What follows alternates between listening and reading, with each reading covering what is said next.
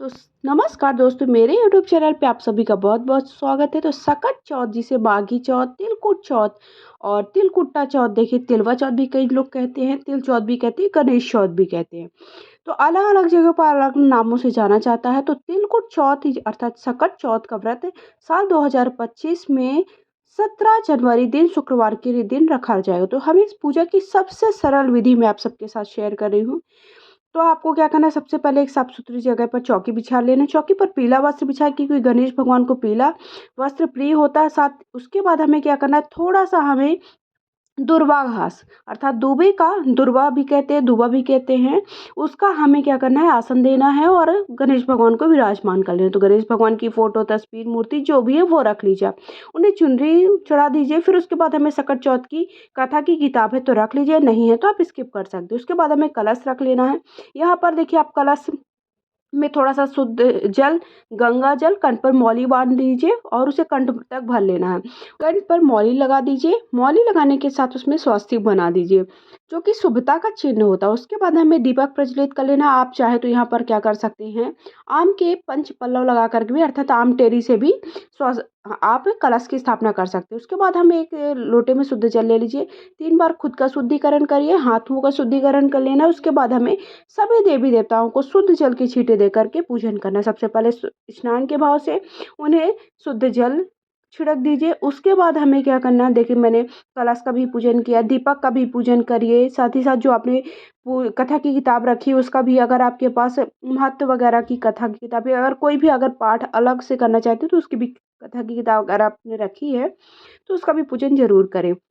उसके बाद सभी को हम हल्दी कुमकुम लगा देंगे। गणेश भगवान को भी हल्दी कुमकुम लगा दी, उनके वाहन मूषक को भी हल्दी कुमकुम लगा दिया है। साथ ही साथ हमने जो कलश विराजमान किया है, कलश में सभी देवी देवता होते हैं, सभी आपके कुल देवी देवता होते हैं, वो विराजमान होते हैं। इसलिए कलश का भी पूजन हमें स्किप नहीं करना है। जिस तरह से हमें गणेश भगवान का पूजन करना, उनकी फोटो या मूर्ति का पूजन करना, उसी प्रकार से हमें क्या करना है, कलश का भी पूजन करना है। उसके बाद हमें दुर्वा घास की मैंने 21 देखी तारों की गांठ बना ली है। तो इस तरह से हमारा एक 21 उसमें दुर्वा है, उसका एक गठरी टाइप की बना ली है, वो हम चढ़ा देंगे। उसके बाद आप जो भी फूल है वो चढ़ा दिए। अगर आपके पास गुड़हल का फूल है तो वो ज़रूर चढ़ाइए, नहीं है तो आप जो आपके पास फूल है वो फूल चढ़ा दिए। लाल फूल भी चढ़ा सकते हैं। उसके बाद इसी प्रकार से कलश का भी को भी फूल समर्पित कर दिया है मैंने, दीपक को भी समर्पित कर दिया है। फिर मैंने जनेऊ है जो कि गणेश भगवान को चढ़ा रही हूँ। अगर आपके पास है तो चढ़ा दीजिए, नहीं है तो कोई बात नहीं। ऐसा नहीं है कि बिना कोई चीज़ नहीं है उसके बिना पूजा नहीं होगा। मेन काले तिल या सफ़ेद तिल हो आपके पास आज के दिन, तिल ज़रूर आप चढ़ाइए, भले थोड़ा ही चढ़ाइए। तिल का बहुत ही महत्व होता है, क्योंकि नाम ही है तिलकुट चौथ, अर्थात तिल होना चाहिए। तिल के लड्डू नहीं बना पाते तो तिल और गुड़ मिलाकर भी आप पूजा में चढ़ा सकते हैं। उसके बाद वस्त्र के भाव से मैंने देखिए एक उपन्ना रख दिया है। आप चाहे तो वस्त्र स्वरूपी कलावा समर्पित कर सकते हैं या फिर आप स्किप कर सकते हैं, मतलब जो भी आपके पास है वैसा। फिर उसके बाद धूप जला दीजिए और हमें तिल के 10 लड्डू, जो सकट चौथ होता है उसमें आप कथा में भी सुनेंगे कि तिल के हमें 10 लड्डू चढ़ाने होते हैं।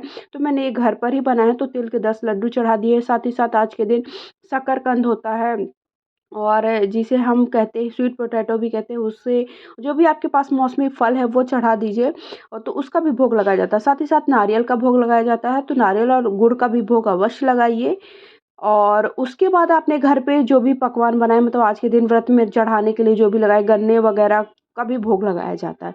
3 बार जल घुमा देंगे। 3 बार जल इस तरह से घुमाने के बाद हम धूप जला देंगे। आप धूप से भी आरती कर सकते हो। उसके बाद इस तरह से देखिए, तिल से हमें बकरा बनाया जाता है, तो तिल से बकरा बनाइए, उसका भी हमें पूजन करना है। बकरे का देखिए मैंने शेप देने का प्रयास किया है, आपसे जैसे बन जाए वैसे भी। कई लोगों के यहाँ ऐसा होता है कि यही काले या सफ़ेद तिल से पहाड़ बनाया जाता है। पहाड़ को अपने बच्चे के हाथ से एक के सिक्के से या चांदी के सिक्के से उसको कटवाया जाता है, या फिर इस तरह से कई जगहों पर बकरा बनाया जाता है। जो आपके यहाँ जैसे भी नियम कानून है वैसे आप करें।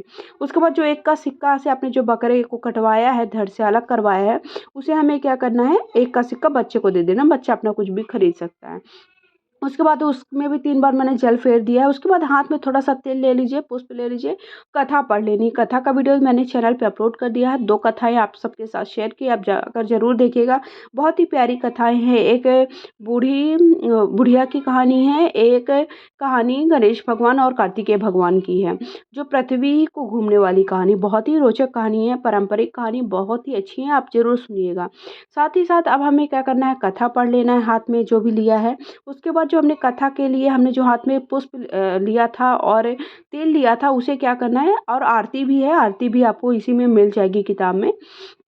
तो कथा पढ़ने के बाद जो हमने हाथ में पुष्प लिया था और तिल लिया था, उसे क्या करना है, एक लोटे में जल में छोड़ छोड़ देना, या फिर आप भगवान के सामने भी छोड़ सकते हैं, ये आपके ऊपर है। वैसे लोटे में जो एक जल वाला लोटा ले लीजिए, जिससे हमें चंद्र भगवान को अर्घ देना होता है, उसमें आप छोड़ दीजिए। तो देखिए, एक लोटे में जल है, उसमें मैंने ये तिल और पुष्प छोड़ दिया है।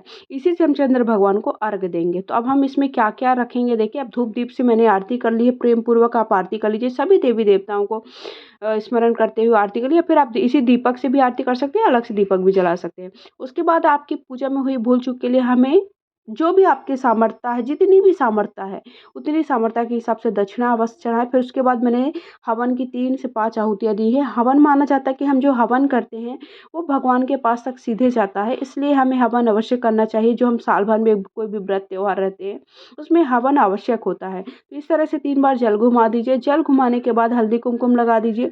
अग्नि देवता का भी पूजन कर दीजिए। अग्नि देवता का पूजन करने के बाद हमें इस तरह से पुष्प समर्पित कर देना है, तिल समर्पित कर देना है, उसके बाद हवन कर देना। तो हवन आपने जो भी घी गुड़ से भी हवन कर सकते हैं, शक्कर से भी हवन कर सकते हैं, या फिर जो तिल के लड्डू जो भोग लगाए, जैसे हलवा वगैरह जो भी बनाए हैं, उसका भी आप हवन कर सकते हो। तो इस तरह से देखिए, आपको हवन कर लेना है। हवन करने के बाद 3 बार फिर से जल घुमा दीजिए इस तरह से। तो 3 बार फिर से हमने जल घुमा दिया है। जल घुमाने के बाद हमें क्या करना है, अब चंद्रमा का पूजन करना है। चंद्रमा का पूजन आप देखिए अपने घर की छत पर करें, बालकनी पे करें, जहाँ पर भी आप करना चाहते हैं वहाँ पर कर सकते हैं। तो जिसमें मैंने देखिए अभी पुष्प छोड़ा था, एक रखा था और तिल रखा था, उसमें थोड़ा-सा और तिल डाल दीजिए, और चाँदी का सिक्का या 1 का सिक्का, चाँदी का सिक्का तो वो डाल दिए, बहुत अच्छी बात है। नहीं है तो 1 का सिक्का डालें। थोड़ा-सा हमें चंदन डाल देना है, थोड़ा-सा सिंदूर डाल देना है, और इसके बाद दूध उसमें डाल देना, कच्चा दूध।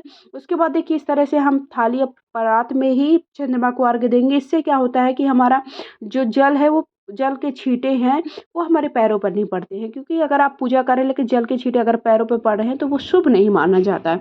इसलिए हमें इस तरह से देखिए चंद्र भगवान को अर्घ्य देना है। ओम चंद्राय नमः, इस तरह कहते हुए चंद्र भगवान को दूध से जल से अर्घ्य दे दीजिए। फिर हल्दी कुमकुम लगा दीजिए। हल्दी कुमकुम लगाने के बाद तिल समर्पित कर देना। चंदन ज़रूर लगाइए, अगर आपके पास सफ़ेद चंदन है तो सफ़ेद चंदन लगा सकते हैं। उसके बाद हमें क्या करना है कि पुष्प समर्पित कर देना है। इतनी चीज़ें ज़रूर आप देखिए, चंद्रमा को जब अर्घ्य देने जाएँ, ये जो व्रत है, ये पूजा है, वो बिना चंद्रमा को अर्घ्य दिए संपन्न नहीं मानी जाती है। तो चंद्रमा को अर्घ्य देने के बाद ही आपको कुछ भी खाना-पीना। कई लोग देखिए निराहार रहते हैं, कई लोग बिना जल के भी रहते हैं, तो आपके ऊपर है, आपके घर में कैसे रीति-रिवाज है, आपकी सामर्थ्य कैसे, आपके स्वास्थ्य कैसा, उसके हिसाब से आप देखिए। उसके बाद बस के भाव से मैंने कलावा चढ़ा दिया है, और इस तरह से हमें चंद्र भगवान को अर्घ्य दे देना है।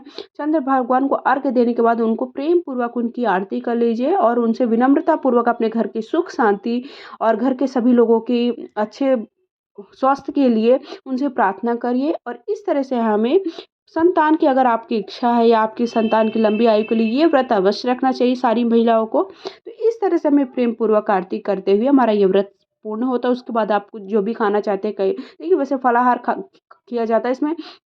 इसमें खाने का, अन्न का सेवन नहीं किया जाता है। तो इस तरह से खाना क्या है आपको, जैसे आप शकरकंद वगैरह खा सकते हैं, या फिर कुछ भी मीठा चीज़ खा सकते हैं। हर हर महादेव।